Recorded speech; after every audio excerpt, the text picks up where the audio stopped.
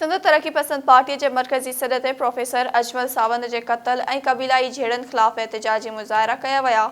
टंडो मोहम्मद खान में एसटीपी कारकुनन जिले सदर इकबाल हाजाणो और सारंग शाह की अगवानी में तरक्की पसंद हाउस का प्रेस क्लब ताई एहतजाजी रैली कढ़ी मुजाहरो किया वियो। कंडियारो में जुल्फकार मल्हा, अनीस सेतो, इमदाद कलेरी और बियन की अगवानी में टाउन कमेटी का रैली कढ़ी प्रेस क्लब वारो धरणो हयो वियो। कंदकोट में एसटीपी कारकुनन अकरम खान बाजकानी की अगवानी में 1 घंटा घर का प्रेस क्लब ताई एहतजाजी रैली कढ़ी नारेबाजी कई वई।